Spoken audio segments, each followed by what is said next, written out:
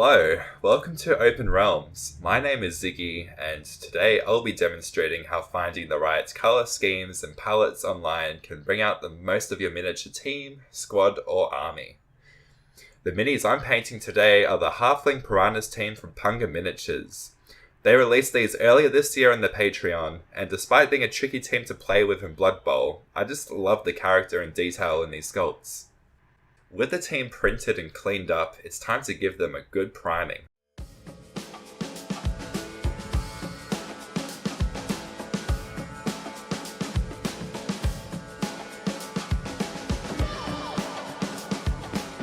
With these guys primed up, it's time to add their skin colours.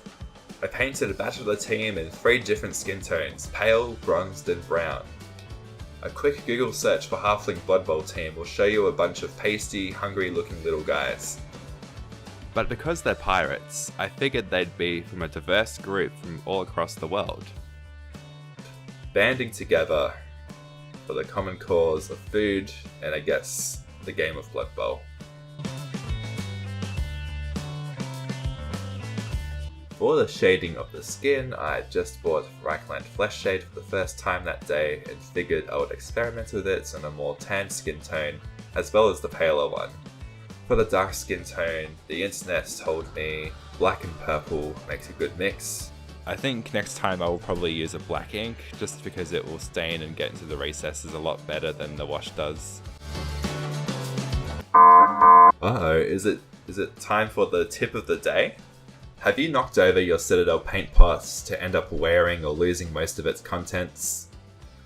Well, I haven't, because I stick blue tack in the bottom of it before using it, and so should you. Now I'm re-establishing the original base skin tone with the same colours as before, and leaving the shaded parts in the recesses. And then, applying highlights of a mix of white and whatever primary or mixed colour isn't present in the skin tone. For the bronze tone, for example, this would be a mix of white and a bit of blue, as the colour in there is more on the orange side. Kuto Painting explains this way better in his video. And to be honest, I only end up doing 3 or 4 layers of the skin in this project as I'm trying to focus more on the colour scheme of the uniform, bringing the team together. To tie up the lighter skin tone players, I figured these guys wouldn't take too well to the sun, especially if I don't and I have a lighter skin tone. So I thought I'd take out my dislike of sunburn on these guys. To do this, I used a watered down red ink to create some subtle sunburn effect. Now onto the fun part, the colour scheme. The secret is, it's really easy to find them with a good Google search. But a good starting point would be on Pantone's website.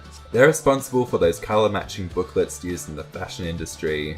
However, a fun resource I have used from their website, especially for past university assignments, is their past colours of the year range. Within each of the recent year's pages, you can find that selected colour in different arrays of schemes and harmonies.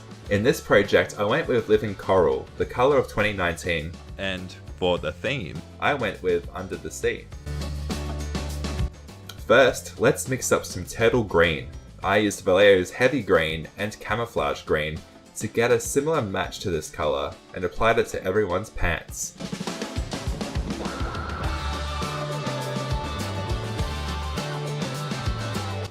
Now adorned with colourful pants, it's time to mix Viridian Green. I used Camouflage Green again with Turquoise and Goblin Green. Watching back over this now, I would say use less Goblin Green if you want to get the colour exactly. However, maybe these shirts are sun bleached and discoloured from life in the field and on deck.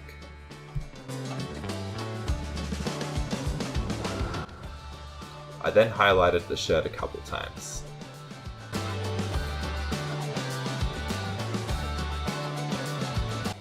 Now onto the star of this colour scheme, Living Coral, achieved with pale flesh paint and a couple brush dabs of red ink. I use this to paint the gloves and any unique features the minis might have, like bandanas or bottles or whatever. It may look lighter at this point in time, but as I said earlier, I bought Reichland Flesh Shade for the first time that day and really wanted to play with my new toy. I used it to shade all areas of Living Coral later on to good effect. However, if you don't have that available to you, just use a couple more dabs, maybe just one more dab of red ink. If you're wondering why the bases were numbered, it was because I wanted to have these guys tabletop ready to try them out. Despite playing against my partner, my cat Pretty ended up winning the game by a landslide. Next colour is Blue Depths. To mix this, I added similar sized dabs of charred brown, royal purple and turquoise to ultramarine blue. This colour was used for all the sea hats and knee pads.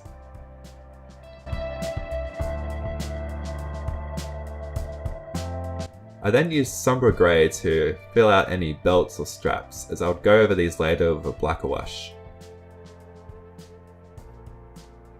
Damn, they look good. From this point onwards, I just coloured in minor things like the hair, spot washing the straps and woods and ropes and various other things.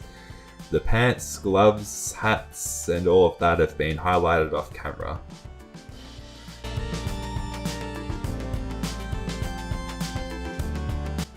Look at that fearsome mud crab. I would not want to fight that. What crab's more fearsome than you? Then, final highlights on the face. Alright, it's basing time.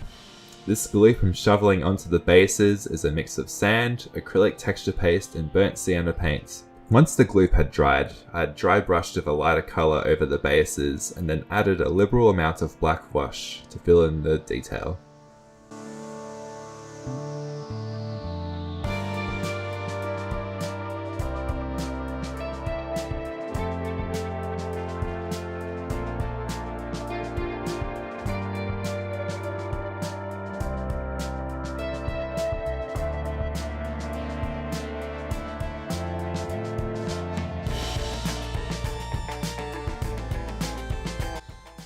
Now before we reach the end of this project, we must do something about these tree people. I just airbrushed Beastie Brown and Leather Brown to start with and try to get some similar colours to the team colours onto them. Don't worry about how accurate or vibrant they are. I ended up dry brushing over mine, like, way too much. But I think the models themselves look very nautical and match the team, so it doesn't matter too much. Plus, I just wanted them done. I was more excited to paint the halflings than the tree people, to be honest. That's about it. After that, I varnished them and called it a day. If you have made it this far, thank you for watching.